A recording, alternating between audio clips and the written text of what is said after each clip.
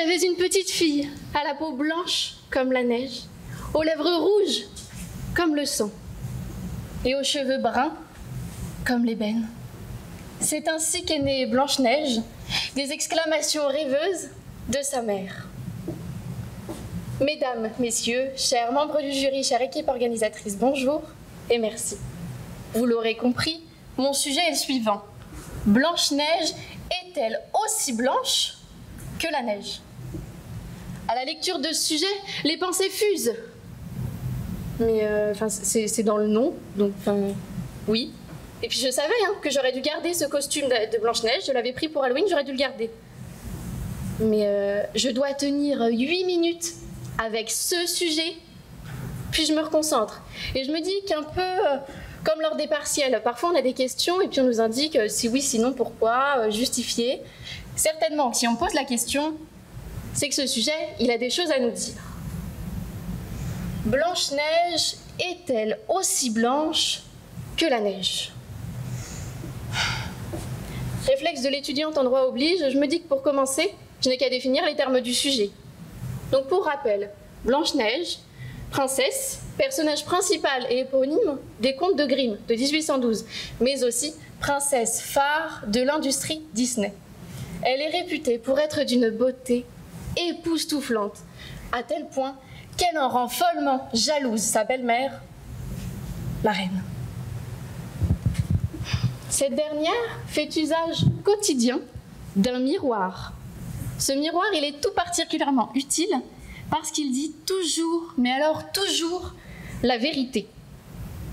Miroir magique au mur, qui a beauté parfaite et pure. Et chaque jour, le miroir dit son nom. Quand soudain, non, ce n'est plus elle.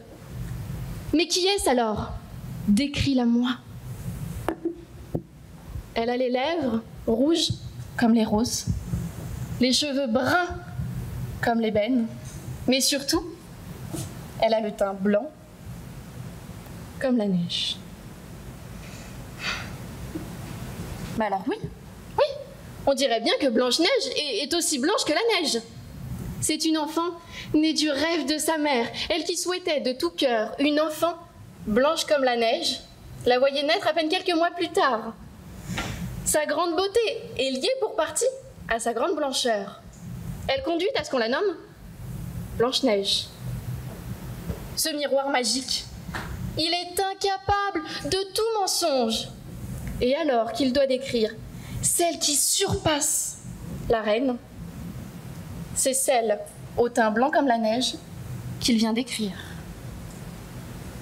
Mais attendez, nous n'avons même pas opéré tout le travail de définition. Et mes chargés de TD m'en voudraient grandement d'avoir entamé mon développement sans même terminer de définir les termes du sujet. Aussi, je leur présente mes plus plates excuses.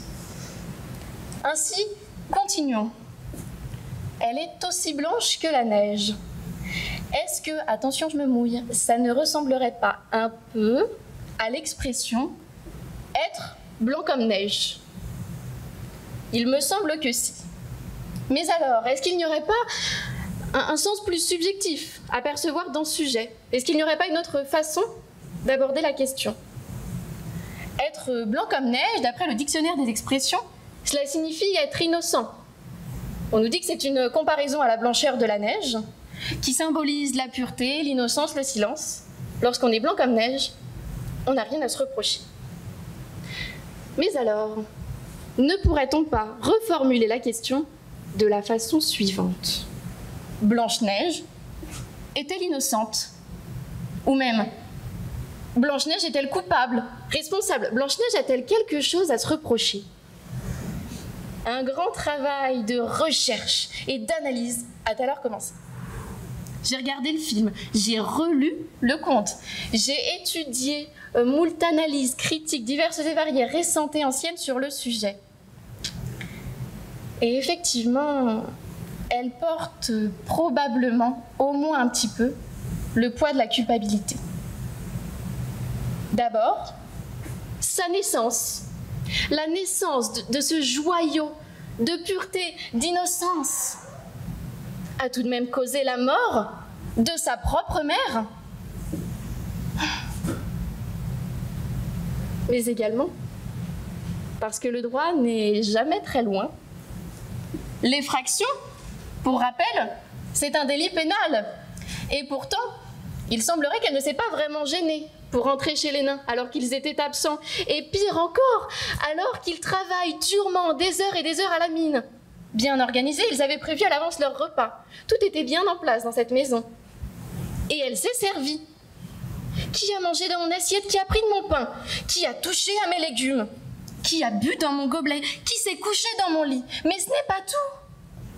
Blanche-Neige, quelque part, n'aurait-elle pas une part de responsabilité dans tous ces malheurs qui sont les siens?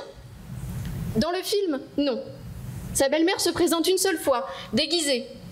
Elle lui fait croquer la pomme, Blanche-Neige tombe. Elle est jeune, elle n'a que 14 ans dans le film. Elle est naïve, on ne peut pas vraiment lui en vouloir. Mais dans le conte, 3 fois, je veux bien, on ait parfois du mal à apprendre de ses erreurs. Moi la première, et si mon ex est dans la salle, s'il te plaît, rappelle-moi. Mais tout de même... Non. La reine vient déguisée, elle se fait passer pour une commerçante. Blanche-Neige y croit, elle se voit étranglée par un lacet. Les nains la sauvent de justesse et ils la préviennent. Prends garde, n'ouvre à personne désormais en notre absence. Quelques jours plus tard, oh, surprise! La reine revient, déguisée en commerçante. Blanche-Neige y croit, elle se voit tomber à nouveau, cette fois-ci empoisonnée par un peigne. À nouveau, chanceuse, les nains la sauvent et lui recommandent vivement de ne plus jamais laisser personne s'approcher d'elle. Vous connaissez la suite. Quelques jours plus tard, encore, la reine vient, déguisée en commerçante, et cette fois-ci, elle croque la fameuse pomme. Je veux bien croire qu'elle soit naïve, car elle est jeune. Enfin, on lui demande tout de même, à 14 ans, de se méfier d'une tentative d'assassinat.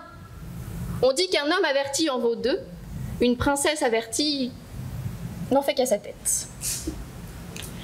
Mais d'ailleurs, derrière cette dernière tentative, celle de la pomme, est-ce qu'il n'y aurait pas quelque chose d'autre? Elle croque dans une pomme alors que c'est interdit. J'ai comme l'impression qu'on a déjà entendu ça quelque part. La pomme, peut-être, renverrait-elle au symbolisme, au symbole du fruit défendu de la Genèse.